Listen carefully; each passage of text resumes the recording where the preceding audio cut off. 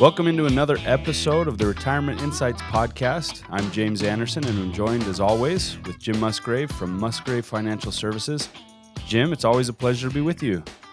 Yeah, it's great to be with you again, James. We got an exciting episode today. Oh, man, we sure do. When you think about retirement, the reality is we have been told for the last 40 years how to accumulate our wealth.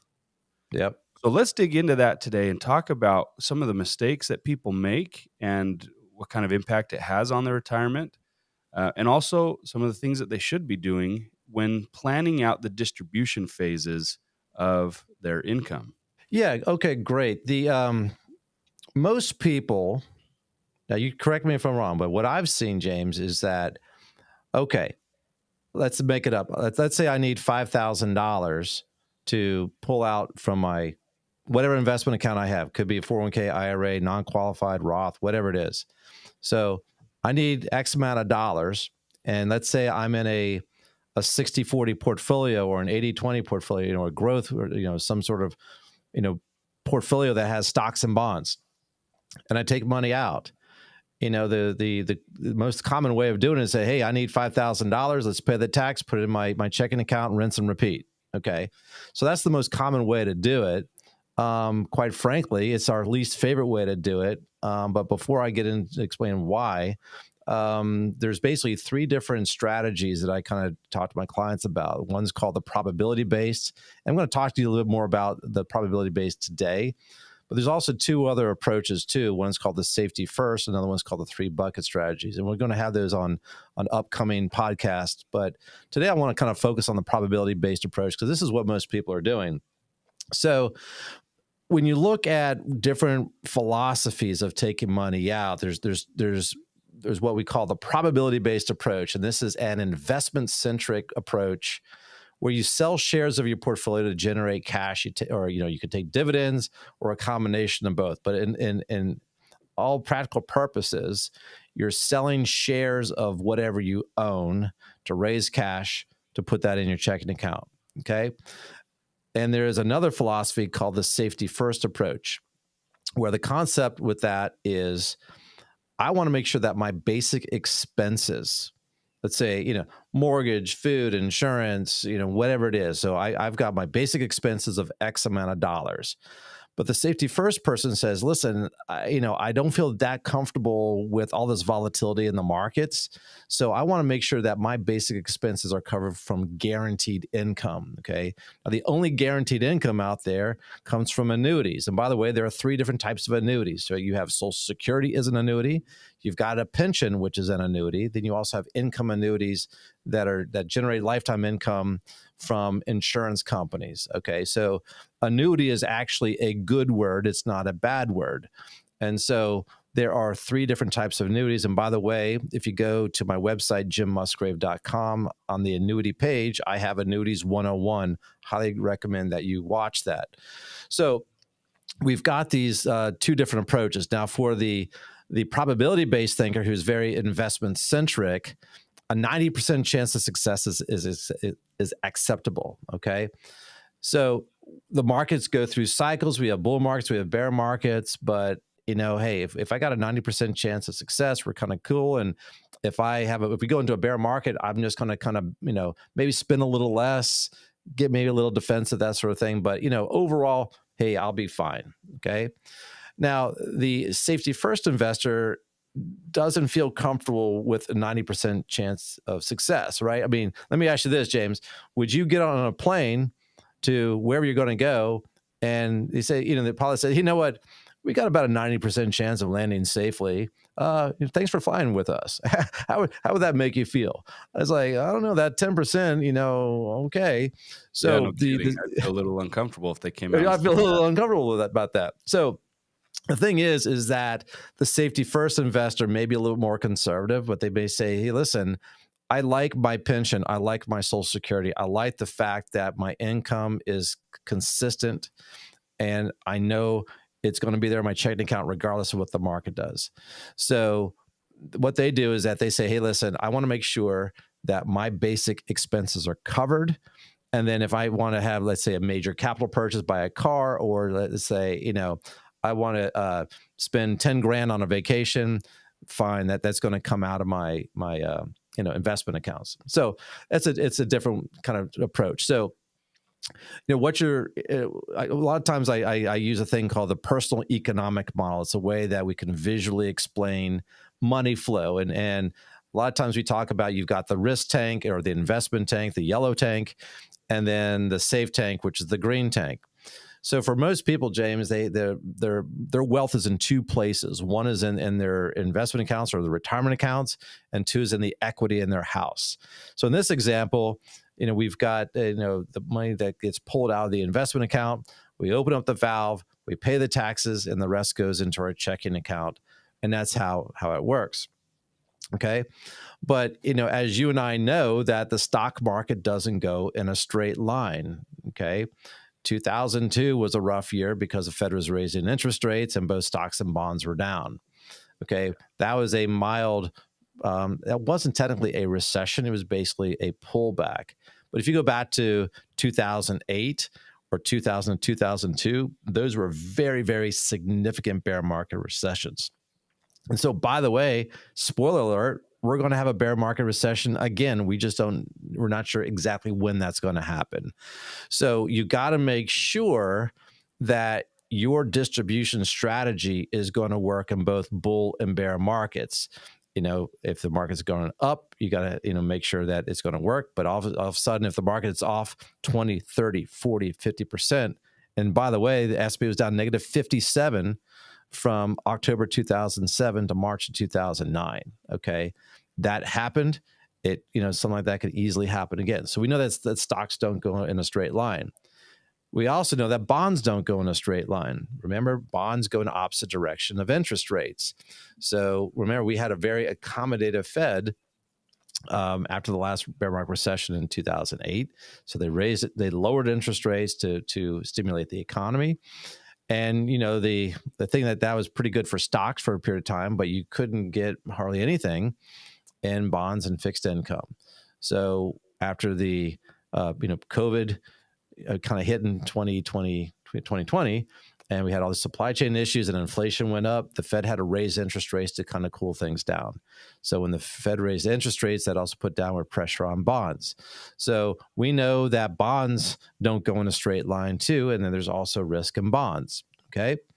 So when you're pulling money out of your account, well, how much can you take out and not run out of money, right? That's the whole thing. And a big mistake that I've seen a number of people do is that they take out far more money than their portfolio can handle. Okay. So just to kind of go back in 1994, there's a guy named William Bengen. He was an advisor, and he published a paper that kind of answered this question: how much money can I safely take out? And make a long story short, and I can send you this paper if you want to, but when you boil it down and oversimplify it, you can take out roughly 4% of your account value, or your basically your overall investments per year, and have a roughly a 90% chance of not running out of money. Okay, so and the thing is that you have to keep in mind that if you have a bear market recession, then you may have to make some adjustments and not take out as much. Okay, so when you're pulling money out, one of the things that you got to really make sure that you do is make sure that you don't take out too much. And so a safe withdrawal rate, basically there's three variables that go into that. One is, well, what's your life expectancy? Okay. Now, if you and I were going to die tomorrow, we could spend everything today, have a lot of fun. But again, we'd run out of money if we live beyond tomorrow. Okay. So if you're 65 years old, and you're looking at the average life expectancy, that kind of puts you around 85. If you go to 90, so that's about 25 years. So if you have about a 25-year life expectancy, because we want to go beyond the bell curve of life expectancy. But let's say you have a life expectancy of 25 years, and you're comfortable with a 90% rate of probability of success, and you are in a 60-40 portfolio. Okay. Well, there's your 4% right there. Okay. Now, obviously, if you want a higher probability of success, and you have a longer life expectancy, that percentage is going to drop. So that 4% kind of covers most people, but it's not necessarily right for everybody. And, there's an example, and this is a case where I had a client that they had, roughly $500,000, but they were taking out $5,000 a month. And so we kind of ran the numbers. And if we just had a rate of return of 5%, then, they ran out of money pretty quickly. And, so that's a real problem. So, taking out, $5,000 a month, which is $60,000 a year, that's basically about a 12% withdrawal rate, which is not a safe withdrawal rate. So that $500,000 taking out $60,000 a year was far exceeded what your portfolio could handle. And, so we applied the same kind of thing to a $500,000 portfolio adhering to the 4% rule. And by the way, so 4% of 500,000 is 20,000, and which is a third of what, my last example was. And, in that scenario, the portfolio sustained itself, and there's actually a little bit, kind of left over at the end of that period of time. So that's one of the biggest mistakes that I see people making, is not being aware of how much they can take out, safely. And so there's another concept that, we talk about the accumulation phase and also the distribution phase. And there's a thing called sequence of return risk. And I'm not sure if you are familiar with it, but what sequence of return risk is that while we are in the accumulation phase, the order of the rates of return in the stock market, they don't matter. Okay. So we could, you have the order of the S&P 500, for example. And if you hit the little shuffle button and it rotated the rates of return over the same period of time, you would end up with $500,000. Okay. So in the accumulation phase, the order of the rates of returns and of the years that go by does not matter. Okay. But what happens is, when you start pulling money out of your accounts in retirement and the market is dropping. So James, what do you think happens if I've got to pull out money from my account and the market is falling? What does that do? Well, I mean, intuitively, your market drops and you've already lost X amount of whatever, whatever the percentage of the market drop was. But then if you have to take money on top of that, you're actually creating a worse market drop for yourself by depleting yourself out of that year. That's exactly. So you're accelerating the depletion of your portfolio. And that's really dangerous. So fair to say that if you were to take the next 20 years and you were to retire today, you would want to, if you're going to take losses, you would want to take those on the back end of that 20-year period than you would on the front end of that 20-year period. Right. Because you cannot afford to deplete your assets early on in retirement, whereas later on in retirement, they've had the chance to grow and you've only reduced a little bit by the amount that you've used or whatever, and you can afford to take a few more losses later on in life. So really, you got to be really, protective and careful initially in retirement. Yeah, that's exactly right. So what happens is that when, let's say you and I were doing retirement planning and you say, Jim, I want to retire at this age. Here's my nest egg. This is how much money I need, blah, blah, blah. Okay, fine. So when we're doing that kind of planning, do we have any idea what the market will be doing the year that you retire down the road? No, we don't know what the market's going to do day to day. So where the sequence of return risk can be very, very damaging is especially in the first year or two of retirement, because it's just you're starting at a huge disadvantage. Now, if you retire at the beginning of a bear market, that's like the worst timing. Okay. Now let's flip the coin. And let's say you were to retire at the very, very end of a bear market or the beginning of a long bull market. Let's say you retired in the summer of 2009, for example. Well, that was one of the longest economic expansions in U.S. market history, was from 2009 up until actually the end of 2021 before we had the drop in 2022. So that was a long period. So what happens is that if the market is a bull market and therefore kind of going up, then the returns in the market will actually offset the distributions that you're taking.